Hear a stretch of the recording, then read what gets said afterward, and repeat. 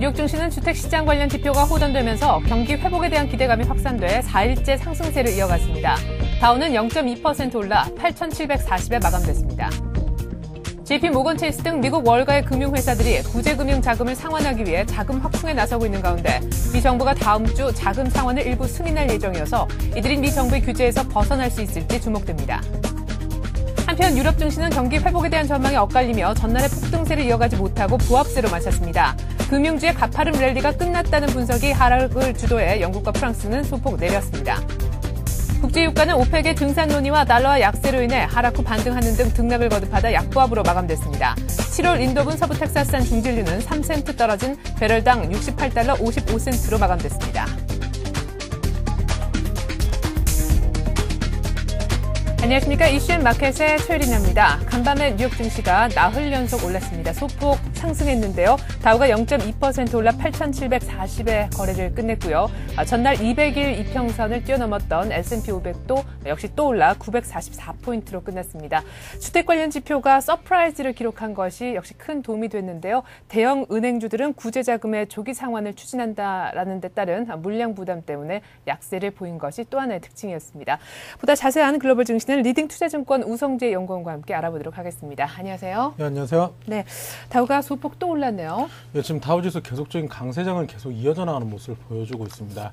지금 경제 지표들이 예상치보다 지금 계속 좋게 나오는 모습을 보이면서 투자 심리가 급격히 안정화되는 모습을 보여주었었는데요. 하지만 어제 같은 경우 지금 이제 금융주들의 그 증자로 인한 이제 대형 물량들에 대한 우려감이 나오면서 시장은 좀 관망세가 커지는 모습을 보여주었습니다. 결국은 지금 이러한 모습으로 인해서 다우지수 8,740에 장 마감하는 모습을 보여주었었고요.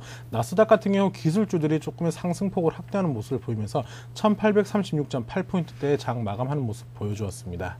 네. 지금 이러한 모습을 보여주면서 다우지수는 계속적인 전 고점을 돌파하는 모습을 보여주고 있습니다. 연중 최고치를 계속 돌파하는 모습을 보여주고 있는데요. 다우지수의 일목 차트 흐름을 보시면 결국 어제 또한 이제 강보합으로 장 마감하면서 시장은 계속적인 상승 추세 랠리를 이어져 나가는 모습을 보여주었습니다. 하지만 지금 시장에서 보았을 때는 지금 거래량이 계속적으로 감소하는 모습을 보이면서 시장에서는 지금 이러한 상승 추세에 대한 우려감 또한 나오고 있는 모습을 보여주고 있습니다.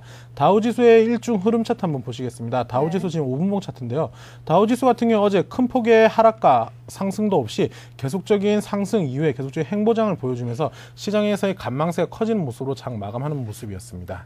네, 지금 S&P 500 지수가 근 1년 반 만에 200일 이평선을 상향 돌파하면서 이제 베어마켓 랠리가 아니라 강세장에 뉴욕 증시가 접어든 것이 아니냐라는 분석이 있거든요. 어떻게 보십니까? 예, 일단은 지금 계속적으로 나오는 이야기들이 있었습니다. 어제 같은 경우에도 지금 이제 이야기들이 나왔었는데요.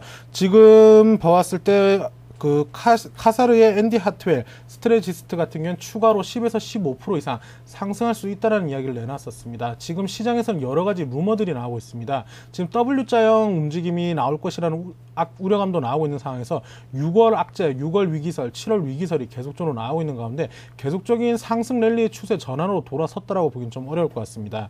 먼저 어제 시장 이슈를 좀 보면은 이제 네. 구제 자금 같은 경우 조기 상환 추진에 따른 금융주들이 약세를 띠는 모습을 보여주었습니다. JP 모건 그리고 이제 아메리칸 익스프레스 같은 이제 기업들은 대형 금융주들은 지수의 하락을 주도하는 모습을 보여주었었는데요.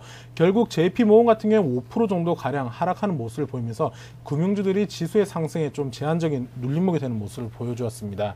하지만 어제 투자 심리가 가장 호전되었던 가장 큰 이유 중에 하나였던 4월 잠정 주택 판매가 7년 내 최대 폭으로 증가하는 모습을 보이면서 시장의 기대감이 커지는 모습을 보여주고 있습니다. 결국은 지금 경제가 회복세로 전환되지 않을까라는 기대감이 계속 나오고 있었는데요. 지금 이러한 모습 속에서 4월의 잠정주택 판매는 급증하는 모습을 보여줬습니다. 지금 4월 잠정주택 판매 지수가 90.3을 기록하면서 전월의 84.6에 비해서 6.7%나 급증하는 모습을 보여주었습니다. 시장 예상치는 약 0.5% 정도 상승할 것이라고 예상을 했었는데 이것을 초월하는 모습을 보이면서 시장에서는 기대감이 커지는 모습을 보여주었습니다. 그리고 방금 앞서 말씀드렸던 것처럼 지금 이제 미 증시 10에서 15% 정도 가량 추가 상승 여력은 충분하다라는 이야기가 나오고 있습니다. 네. 지금 이러한 이야기가 나오면서 금융 지수는 좀 강세장을 연출하는 모습을 보여주고 있는데요.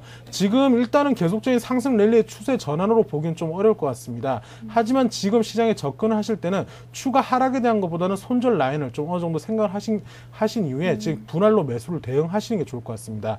지금 계속적인 랠리 속에서 추가 하락, 조정은 나올 것이라는 이야기가 꾸준히 나왔었지만 3월 이후 계속적인 상승 추세 랠리를 이어가는 모습을 보여주고 있기 때문에 네. 이러한 흐름이 어느 순간까지 올라갈 수 있을지는 모르는 상황에서 지금은 조금은 공격적인 매수보다는 조금 보수적이되 하지만 분할 매수로 대응을 하시면서 손절 라인을 잡으시는 게 중요할 것 같습니다. 네, 어쨌거나 하방 경직성이 강화되고 있는 뉴욕 증시의 모습 계속해서 확인을 할 수가 있습니다.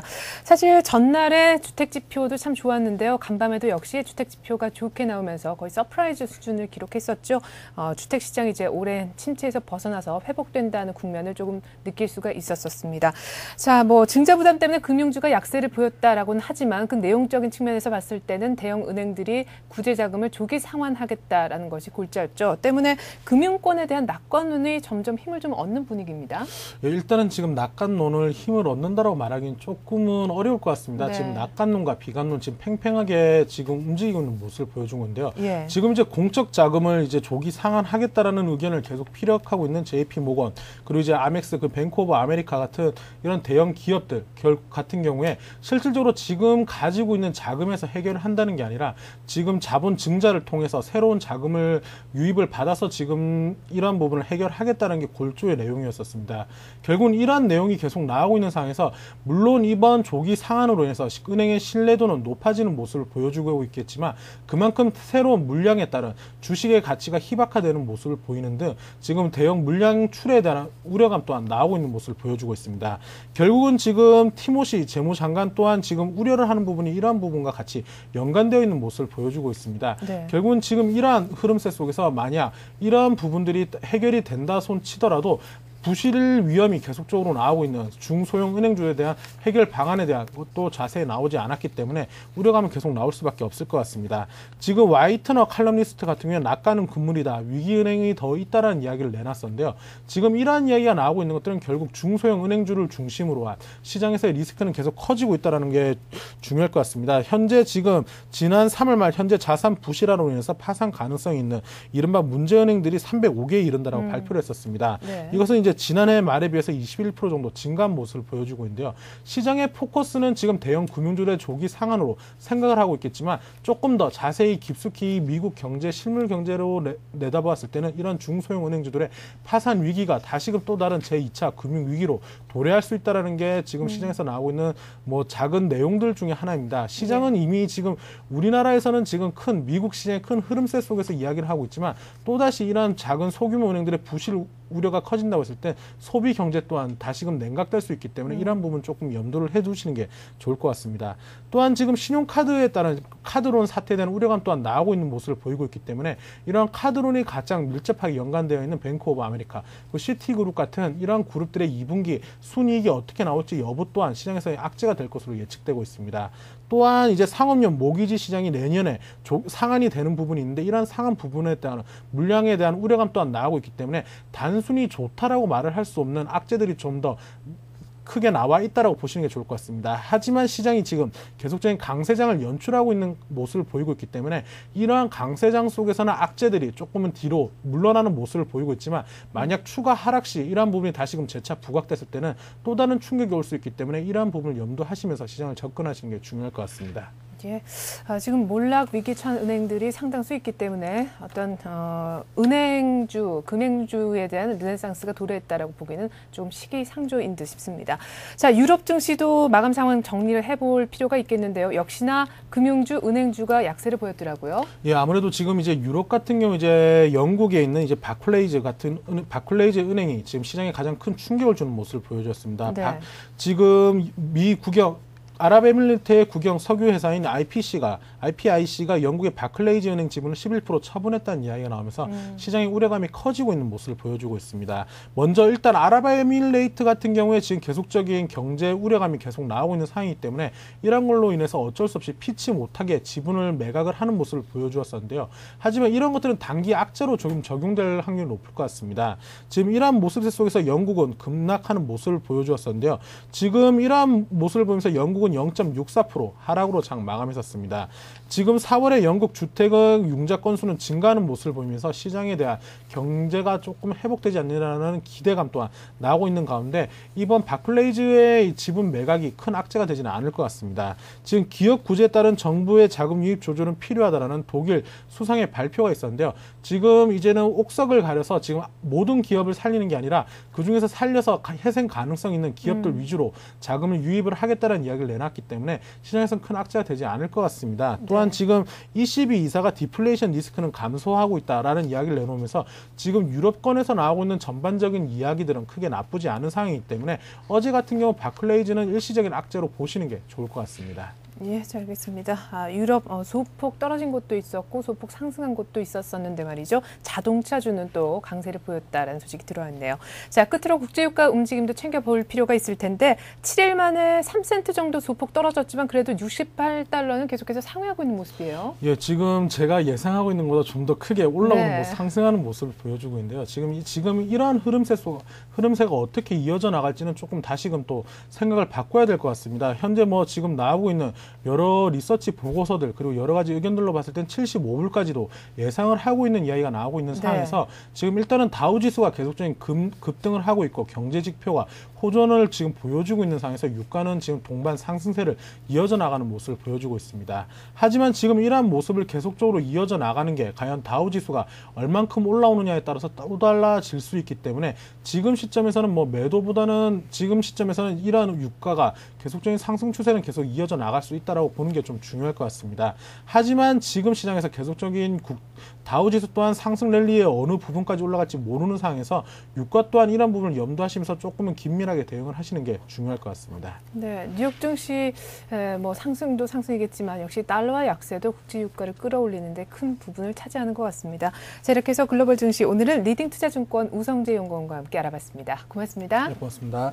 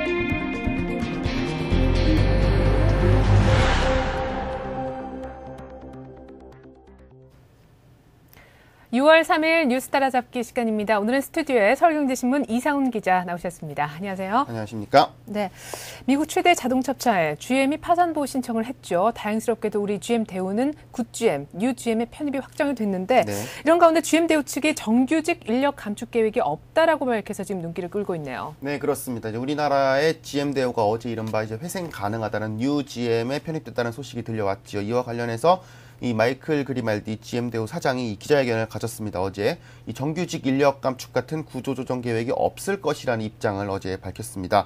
또 미국 GM 본사가 어떠한 경우에도 GM 대우를 결코 매각하는 일은 없을 것이다. 이렇게 거듭 강조를 했습니다. 이 그리말디 사장은 어제 간담회에서요. 이 미국 본사가 조직 개편을 계획하고 있는데 아마도 해외도 그렇지 않겠느냐. 이러한 좀 일각의 시각에 대해서 또 추측에 대해서 구조조정에 대한 계획이 지금까지도 없고 또 앞으로도 없을 것이라는 강력한 입장을 내비쳤습니다. 그는 또 이제 GM대우의 판매망 축소는 미국 시장에 국한된 것뿐이라면서 다만 이제 수요 감소에 따른 좀 재고 관리는 좀 생산 일정을 조정해서 유연하게 해나갈 것이라고 이렇게 이야기를 했습니다. 이제 GM대우의 향후 역할에 대해서도 이제 많은 분들이 관심을 가질 텐데요. 뭐니 해도 이제 뉴 GM의 소형차 생산 기지로서 앞으로 이제 GM 회생에 미국에 있는 GM 본사 회생에 중요한 역할을 담당하게 될 것이다. 이렇게 그리말디 사장은 재차 강조를 했습니다. 한마디로 GM대우가 경쟁력 있는 소형차를 생산해서 GM 전체 회생을 도울 것이다. GM을 한마디로 먹여 살릴 것이다. 이러한기 때문에 GM대우를 매각할 일은 현재로서는 결코 있을 수 없다. 이러한 입장을 밝힌 것입니다. 이 밖에 또 이제 지난해부터 중단됐던 이 신차 개발 프로젝트도 재개해서 조만간 새 모델을 내놓을 것 입장도 거듭 밝힌 바 있습니다. 네, GM대우로서는 말씀하신 것처럼 소형차 부문에 있어서 어떤 경쟁력을 인정받은 결과 이렇게 또 뉴 GM에 편입이 됐다라고 보여지는데요. 네. 그럼에도 불구하고 완전한 회생을 위해서는 아직까지 갈 길이 좀 멀지요. 네, 사는에서 얼마만큼 또 어떻게 자금 지원을 해줄 것인가 이 부분이 중요하지 않겠습니까? 네, 그렇습니다. 일단 이제 GM대우로서는 자신들이 뉴 GM에 편입된 만큼 정상적인 경영 활동이 가능하고 또 GM대우 차량을 구매한 고객들 역시도 아무런 영향을 받지 않을 것이다. 나쁜 영향을 받지 않을 것이다라는 점을 재차 강조를 한 것이 바로 어제 기자회견의 요지다. 이렇게 말씀을 드릴 수 있겠지요. 네. 문제는 이제 방금 말씀하셨던 이 산업은행의 자금 지원 여부입니다. 이 GM대우가 제자리를 찾으려면 당장 필요한 게 바로 현금, 돈이라고 말씀을 드릴 수가 있겠지요. 일단 이제 GM대우는 예상보다 좀 야심찬 계획을 밝혔다는 게 이제 업계의 평가입니다. 이제 당초 이제 일부의 인력 감축이 불가피할 것이다. 이렇게 예상을 하지 않았습니까? 최근에 또 쌍용 자동차가 대규모 정리해고로 아주 시끄러운 상황인데 네. GM대우도 어느 정도의 인력 감축을 불가피할 것이다. 이렇게 예상을 했지만요. GM대우로서는 당장은 정규직 정리해고는 갖지 않겠다. 한마디로 정리해고 없이 위기를 극복하겠다. 이렇게 입장을 밝혔습니다. 또 이제 아까 말씀드린 바와 같이요. GM대우가 GM 전체의 큰 회생에 큰 축을 맡게 될 것이라는 희망 역시도 현재로서는 품고 있는 상황입니다. 당장 이제 올 7월 달에 이 마티스 후속 모델이 나올 예정이고요. 네. 또 2010년과 2011 내년과 내후년에도 잇따라 GM대우는 이제 신차를 내놓을 예정이라고 하니까요. GM대우의 활발한 경영이 무엇보다도 기대가 되는 상황입니다. 하지만 또 방금 말씀하셨던 것처럼 전제 조건이 분명히 있습니다. 바로 이제 산업은행의 자금 지원이다. 이렇게 말씀을 드릴 수가 있겠는데요. 뭐 당장 신차 개발하면 벌써 5천억 원 이상씩 투입된다는 게 업계의 정설 아니겠습니까? 네. 이제 GM과 미국 정부의 합의에 따라서 이렇게 GM대우 같은 해외 법인이 이제 자금 지원을 받으려면은 미국에서 자금이 들어가는 것이 아니라 바로 해당 국가에서 직접적으로 자금을 조달해야 된다. 우리나라 같은 경우는 GM대우의 주채권은행인 산업은행으로부터 자금 지원을 받을 수밖에 없다. 이렇게 입장을 정리해 볼 수 있겠습니다. 하지만 이제 GM대우의 이 같은 계획에 대해서 이제 산업은행으로서는 아직까지도 GM대우의 계획이 확실하지 않다. 이러한 좀 부정적인 입장을 밝혀서 좀 주목이 되고 있습니다. 이 산업은행의 한 관계자는요. GM대우의 어제 내놓은 계획이 이 자금 지원에 대한 이 신용 보강 부분이 빠져 있는 데다가 좀 발전 전략을 좀 대략적으로 설명한 것을 또 희망적으로 설명한 것에 불과하다. 예. 이러한 좀 안 좋은 입장을 내비쳤습니다. 한마디로 구체적인 장기 전략을 보다 확실히 보여줘야 한다. 이러한 입장을 내비친 것이지요. 일단 이제 GM대우로서는요. 뉴 GM이 출범할 이 두세 달 안에 산업은행과 협의를 마치겠다는 입장을 밝혔으니까요. 늦어도 아마 9월까지는 이 GM대우의 운명이 좀 확실히 정해질 것 같습니다. 네, 국제 유가가 계속해서 상승하고 있기 때문에 소형차에 대한 관심은 계속해서 늘어날 텐데요. 네. GM대우 좀 산은으로부터 지원 잘 받아서 앞으로 실적도 좀 좋게 나왔으면 좋겠습니다. 자, 그리고 어제 제주에서 열린 한 아세안 특별 정상회담 이틀간의 일정을 뒤로한 채 폐막을 했습니다. 여기서 이명박 대통령이 신아시아 구상을 좀 구체화했다는 평가까지 받기도 했었는데요. 한국과 아세안 간의 투자협정 서명식도 있었다고 들었거든요. 자세하게 전해주시죠. 네, 그렇습니다. 어제 한 아세안 특별 정상회담이 바로 폐막을 했습니다. 이 자리에서 이제 두 가지 의미 있는 내용이 나왔는데요. 네. 우선 이제 북한의 2차 핵실험에 대해서 육자회담 재개를 통한 평화적 해결 촉구라는 아세안 국가들의 지지를 얻어낸 것이 첫 번째고요. 네. 또 하나는 아세안과의 FTA를 마무리했다라는 게 또 하나의 성과다. 이렇게 평을 해볼 수 있겠습니다. 한마디로 이 정치 안보와 경제 모두에서 성과를 거뒀다. 이러한 평가가 현재로서는 우세하다. 이렇게 말씀을 드릴 수 있겠습니다. 이제 어제 이 자리에서 이명박 대통령이 올 초에 밝힌 신아시아 구상을 좀 더 이 자리에서 구체화시켰다는 평가를 받고 있는데요. 특히 이제 회담 직전에 터진 이 북한의 2차 핵실험에 대해서 6자회담 재개를 통한 좀 평화적인 해결 촉구라는 좀 아세안 국가의 지지를 얻어내면서 한마디로 한반도 문제에 있어서 주변 사강에 집중됐던 외교의 지평을 좀 더 주변 국가로 한 단계 넓히는 좀 부수적인 성과를 거뒀다, 이렇게 말씀을 드릴 수 있겠습니다. 아세안 정상들은 이 두 차례의 특별 정상회의와 이 개별 정상회담을 통해서요, 북한 핵실험에 대해서 한 목소리로 규탄을 하고, 또 6자회담에 대한 북한의 즉각적인 복귀와 또 북한 핵 문제의 평화적인 해결 등을 강력하게 촉구를 하면서 이 국제사회의 대북 압박에 동참을 했다, 이러한 소식이 들려왔습니다. 또 하나 이제 한아세안 FTA 자유무역 협정도 역시 살펴볼 필요가 있는데요. 네. 이 협상 자체가 2004년부터 개시한 이후로 지난 이제 4년 넘게 꾸준히 이제 진행을 해오면서 성과를 얻어왔습니다. 이러한 한아세안 FTA의 한마디로 모든 절차가 마무리됐다는 점에서 그 의미를 찾을 수 있겠다, 이렇게 말씀을 드릴 수 있겠습니다. 이 우리나라는 이제 아세안에 지난해만 이 59억 달러를 투자하면서 미국에 이어서 두 번째로 우리나라가 많이 투자한 국가로 이제 손꼽히고 있는 나라 아니겠습니까? 네. 또 이제 우리는 사실 일본이나 중국보다도 이 FTA 시작은 한 1년 정도 늦게 시작한 것이 이제 우리의 핸디캡이었습니다. 예. 하지만 그 어느 나라보다도 적극적인 협상을 통해서 이 동아시아 국가들 중에서 아세안과 가장 먼저 또 가장 강력한 FTA를 체결한 국가로 현재로서는 이제 자리매김을 했다, 이렇게 말씀을 드릴 수 있겠습니다. 우리나라가 바야흐로 전 세계에서 가장 넓게 이 자유무역 지대를 확보했다, 이러한 점에서 높은 평가를 받을 수 있겠습니다. 예. 자, 그리고 정부가 얼마 전에 소비자 물가 지수가 말이죠. 1년 8개월 만에 2.7% 소폭 상승하는 데 그치면서 안정세를 타고 있다, 이렇게 밝히기도 했었는데요. 사실 또 뭐 장을 보러 나간다든지 마트에 나가보면 어떤 물가의 압박을 느끼는 것이 사실입니다. 이런 가운데 지금 정부가 공공요금 인상 카드를 내놓을 것으로 보여지지 않습니까? 네, 서민들이 좀 압박을 느낄 것 같은데요. 네, 그렇습니다. 요즘 마트 가보면 정말 뭐 10만 원 갖고도 별로 살만한 게 없다, 네. 이런 푸념이 절로 나오는데요. 하지만 정부가 발표하는 물가 지표에는 이 같은 내용이 잘 담기지 않는다는 점, 언제나 문제점으로 지적이 되고 있습니다.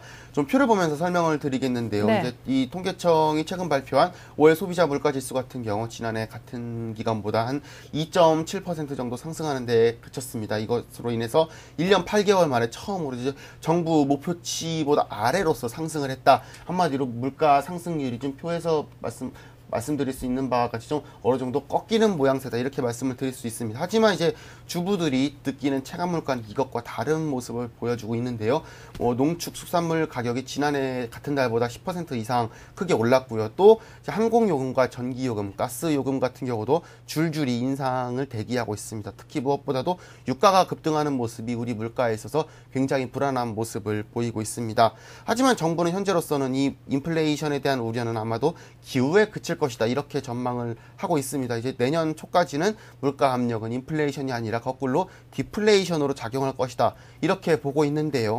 하지만 이 피부로 체험하고 있는 이 시장 물가가 계속적으로 이 서민들의 지갑을 압박하고 있다는 점은 분명히 또 경계해야 될 부분이고 또 점검해야 될 요소다, 이렇게 말씀을 드릴 수 있겠습니다. 네, 끝으로 아주 짧게 한 소식만 더 보도록 하죠. 네. 지난달에 국내 외환 보유액이 사상 최대폭으로 늘어났다는 소식이 들어와 있습니다. 조만간 지난해 글로벌 금융위기 이전에 어떤 사상 최고치 수준까지 가는 것 아니냐 하는 전망도 있는데요. 그렇습니다. 이 외환보유고가 지난 5월 달에 사상 최대폭으로 늘어났다는 반가운 소식이 들려왔습니다.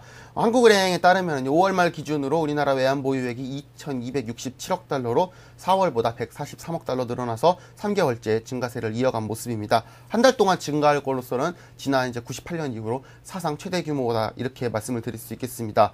이 외환보유액이 급증한 가장 큰 이유로서는 바로 유로화, 영국 파운드화가 강세를 보였기 때문입니다. 이들 통화의 가치가 증가를 하면서 한마디로 달러화로서의 환산액이 크게 늘어난 데다가 또 최근에 이제 시중에 공급됐던 외화 유동성 자금을 회수한 것도 이 외환 보유고 확충의 주된 요인이다, 이렇게 평가를 할 수 있겠습니다. 예, 잘 알겠습니다. 달러화 약세 그리고 비달러화의 어떤 또 강한 평가가 나오면서 테크니컬하게 외환 보유액이 또 는 측면도 있군요. 네. 자, 이렇게 해서 오늘은 이상훈 기자와 함께 해봤습니다. 말씀 잘 들었습니다. 고맙습니다.